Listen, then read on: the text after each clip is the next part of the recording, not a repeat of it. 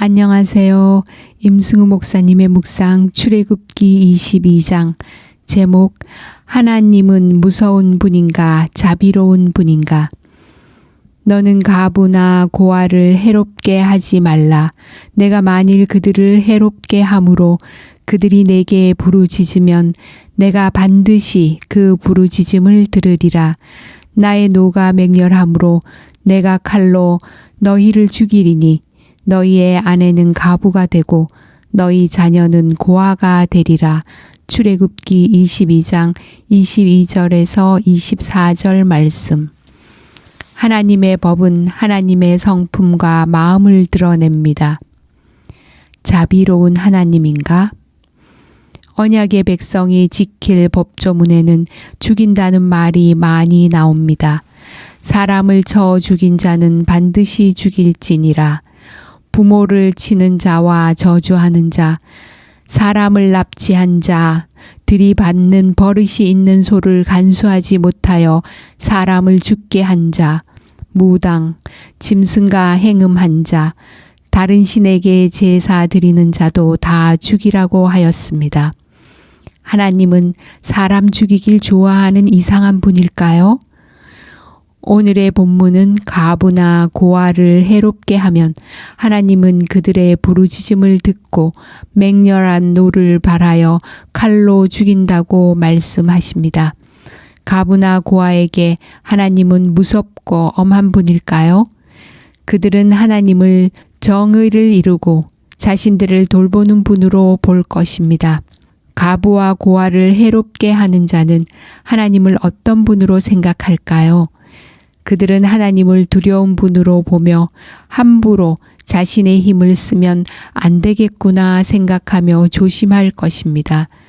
또 하나님은 채권자에게 가난한 사람에게는 이자를 받지 말라고 말합니다.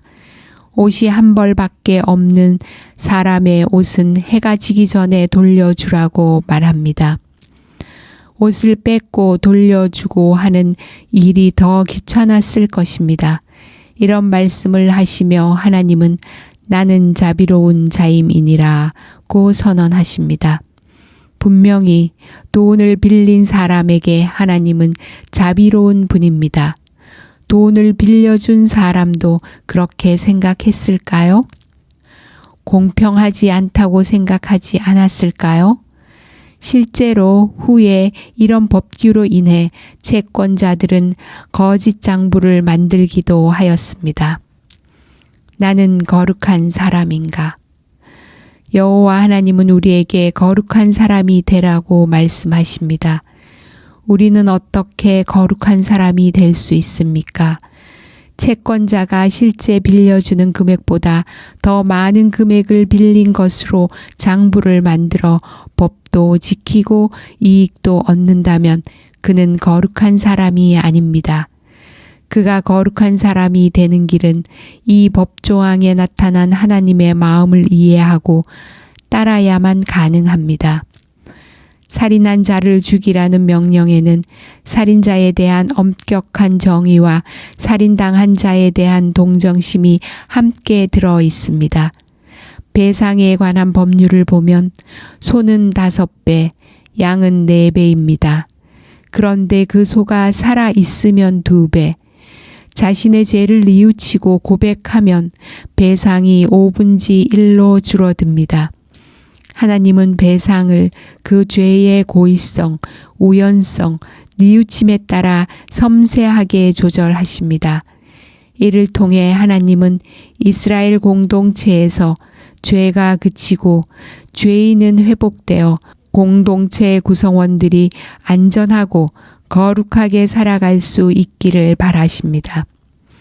엄격함은 사회를 죄악에서 지켜줍니다.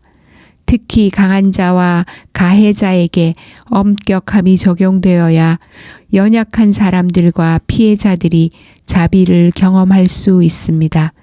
그렇게 해서 엄격한 사랑이 자비로운 사랑이 됩니다. 마찬가지로 엄격함 속에 나타난 하나님의 마음을 이해할 수 있어야 연약한 자를 돌보시는 자비로운 하나님을 올바로 이해할 수 있습니다. 그렇지 않으면 엄격한 하나님을 무서운 하나님으로, 자비로운 하나님을 물러 빠진 하나님으로 오해합니다. 그러나 하나님의 마음을 바르게 이해하면 우리는 엄격함과 자비로움의 균형을 가진 거룩한 사람이 됩니다. 그러나 오해하면 엄격함은 속박이 되고 자비로움은 방종의 이유가 됩니다. 그래서 교회에 가면 숨이 막히고 답답하다는 사람들이 생기기도 하고, 반대로 잘못은 자신이 하고 교회에 사랑이 없다고 막 나가는 사람들이 생기기도 합니다. 결국 거룩한 사람은 주님의 마음을 바르게 이해하길 선택한 결과입니다. 기도. 한 해를 마치며 주님의 자비로운 마음에 감사드립니다. 주님 앞에서처럼 오늘의 일상생활에서도 거룩한 사람이 되게 하소서. 아멘.